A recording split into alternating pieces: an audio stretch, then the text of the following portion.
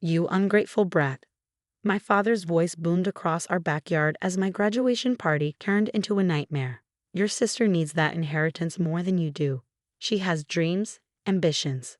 My name is Emma Sullivan, and at 22, I watched my father burn my hard-earned engineering diploma while my mother nodded approvingly and my sister Amanda smirked from behind them. The flames consumed 4 years of sleepless nights, perfect grades, and relentless determination. I worked for this, I said, my voice steadier than I felt. Grandpa left that money to me for a reason. Your sister's art gallery won't fund itself, Mom chimed in, as if Amanda's latest whims somehow outweighed my grandfather's final wishes. You already have a job lined up. You don't need the inheritance. I looked around at our gathered family members, most avoiding eye contact, some recording the drama on their phones. Only my grandfather's sister, Aunt Margaret, met my gaze with a knowing look. The irony wasn't lost on me. While I'd spent 4 years earning my degree, maintaining a 4.0 GPA, and securing a position at a prestigious engineering firm, Amanda had bounced between 5 different passions. Art gallery owner was just her latest dream, right after failed attempts at becoming a yoga instructor, social media influencer, professional organizer, and lifestyle coach. The inheritance is mine, I stated firmly. Grandpa specifically left it to me in his will. Dad stepped closer, the ashes of my diploma scattered at his feet. We're your parents. We know what's best. Sign the papers transferring the inheritance to Amanda, or you're no longer part of this family. I thought about my grandfather's last words to me, spoken in the quiet of his hospital room 3 months ago. Stay sharp, little fox, he'd said, using his old nickname for me. Watch everything carefully. You'll know when to strike. At the time, I hadn't understood what he meant. Now, watching my father's face turn purple with rage, my mother's practiced look of disappointment, and Amanda's poorly concealed greed, it all made sense. No, I said simply.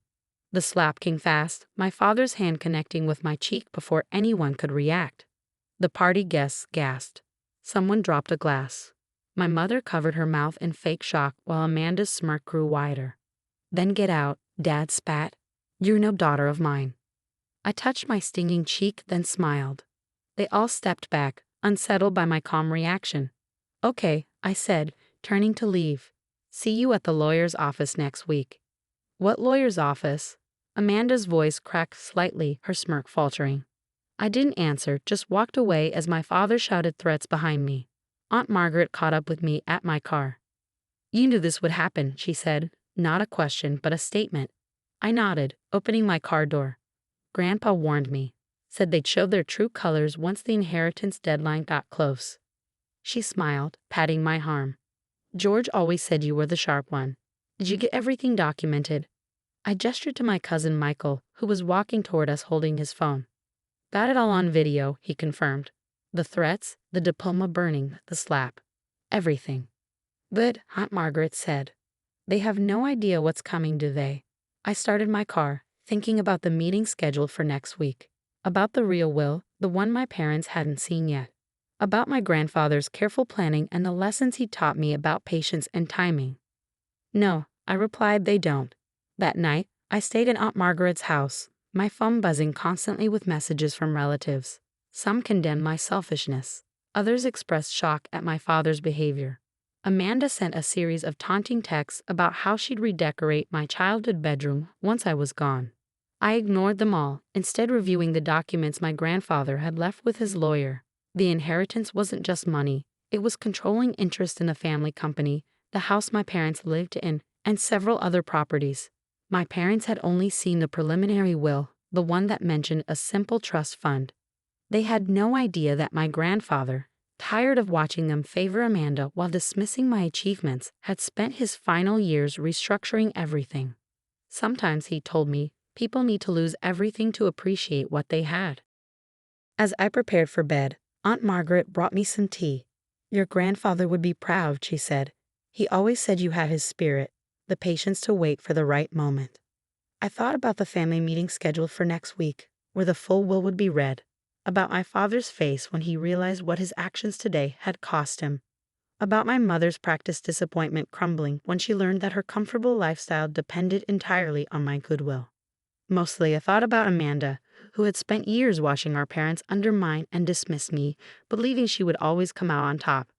The right moment, I agreed, sipping my tea. That's exactly what Grandpa taught me to wait for. The week before the family meeting crawled by in a blur of angry calls and manipulative texts. My father's threats escalated from disarmament to legal action, though he never specified what laws I'd broken by refusing to give away my inheritance. My mother alternated between guilt trips and promises, suggesting we could compromise by me giving Amanda just 80% of everything. Amanda, predictably, had already started advertising her upcoming art gallery on social media, complete with photos of the building she planned to acquire with her inheritance. The building that, ironically, was one of the properties Grandpa had left to me. The morning of the meeting, I arrived early at the law offices of Matthews and Associates. Mr. Matthews, my grandfather's lawyer for 30 years, greeted me with a knowing smile. "Everything's prepared," he said, patting a thick folder on his desk. "Your grandfather would have loved this moment. He always said revenge is best served with paperwork." I smiled, remembering Grandpa's lessons about patience and documentation. "Are the security cameras installed?" "Both in here and the lobby," he confirmed. "Given your father's recent behavior, we thought it best to have everything recorded." My family arrived in waves. First came the curious cousins and distant relatives, then Aunt Margaret and Uncle Paul, who gave me supportive nods. Finally, my parents swept in, Amanda trailing behind them like a smug shadow. "This is unnecessary," my father announced to the room. "We can handle family matters privately. Like you handled things at Emma's graduation party." Aunt Margaret's voice cut through the tension. Several relatives shifted uncomfortably, no doubt remembering the viral videos of my father's outburst.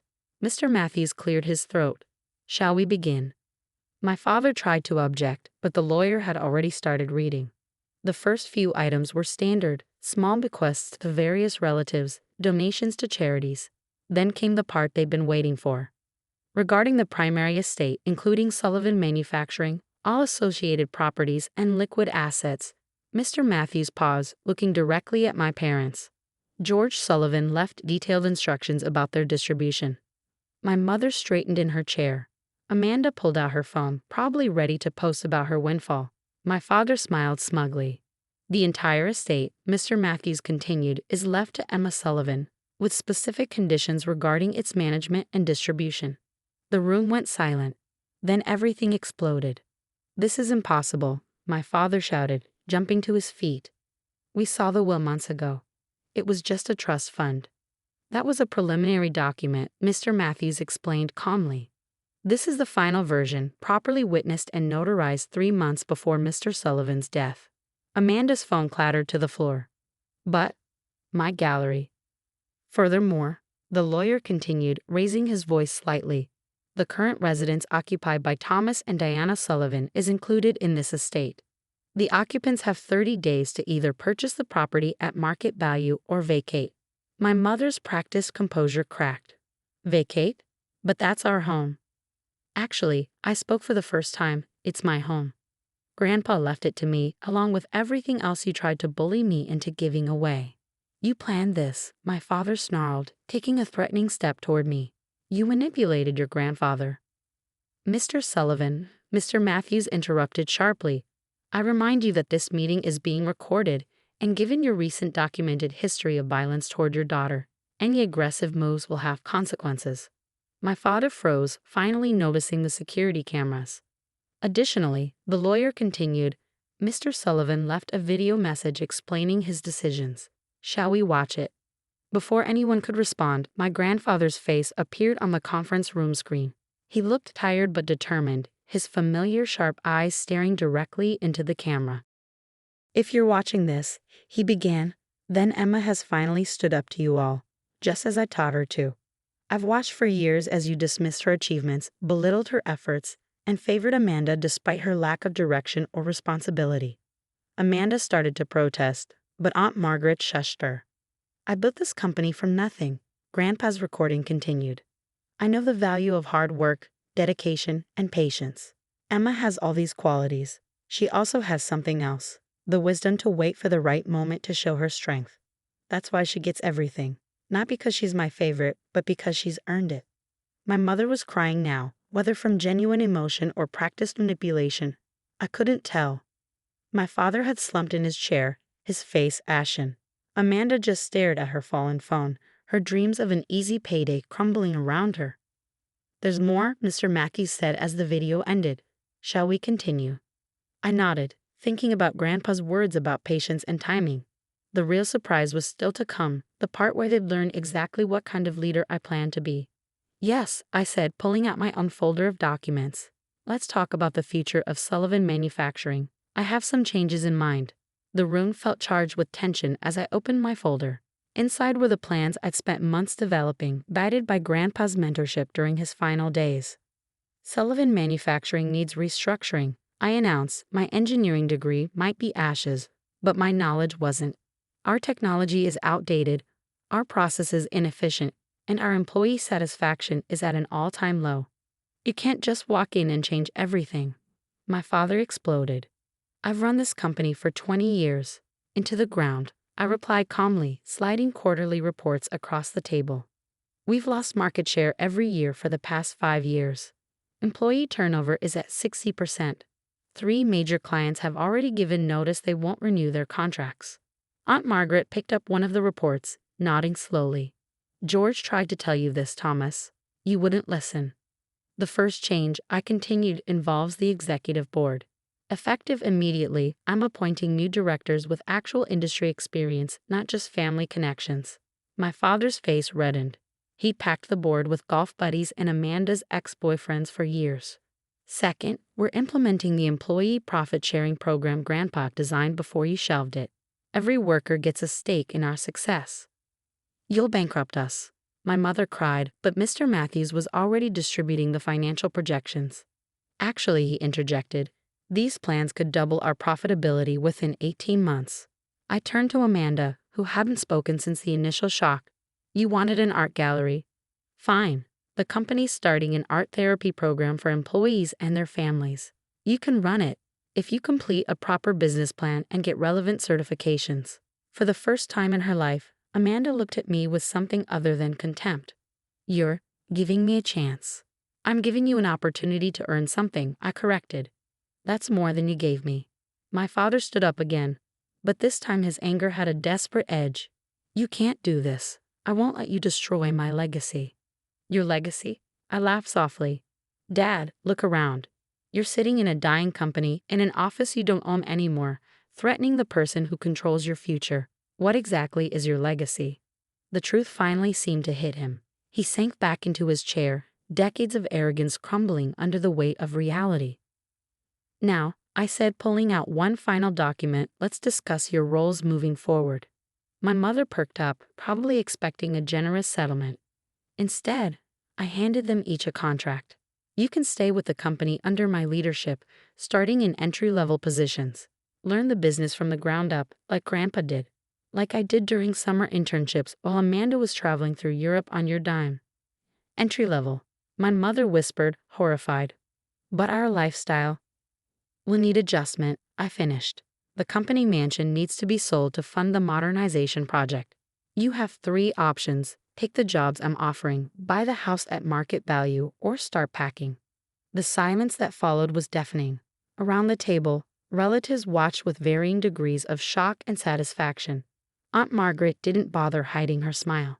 "I'll do it," Amanda suddenly said. Everyone turned to stare at her. "The art therapy program. I'll get the certifications, make a business plan. I want to earn it." I nodded, seeing a glimmer of something new in my sister's eyes. Maybe understanding, maybe respect, or maybe just the first real motivation she'd ever shown. "Time to decide," I announced, standing up. "You have until the end of the week. After that, the positions go to qualify outside candidates." As people filed out of the conference room, Aunt Margaret stayed behind. "Your grandfather would be proud," she said, hugging me. "You showed them mercy without weakness." "He taught me well," I replied. "Sometimes the best revenge isn't destruction. It's giving people a chance to face their own failures and grow from them." 3 months later, Sullivan Manufacturing was transforming. My father, swallowing his pride, took the offered position in quality control. He discovered he actually enjoyed working with his hands again, like when he first started under Grandpa. My mother declined employment but found a smaller house within her new budget. She's learning to live without household staff, which Aunt Margaret calls character building. Amanda surprised everyone. She completed her business certification in record time, submitted a detailed proposal for the art therapy program, and now works harder than she ever has. Last week, she actually thanked me for not giving her the easy way out. The company is thriving. Employee morale has soared since implementing the profit-sharing program. Our technological upgrades have attracted new clients, and our stock price has jumped 30%. Sometimes, during quiet moments in what used to be my father's office, I look at the photo of Grandpa on my desk. "Stay sharp, little fox," he'd said. He taught me that true leadership isn't about power or control. It's about vision, patience, and the wisdom to know when to strike and when to show mercy. I kept the diploma ashes in a small box on my shelf, not as a reminder of that day's pain, but as a symbol of how destruction can lead to rebirth. Sometimes the best revenge isn't about getting even. It's about building something better from the ashes of what was lost.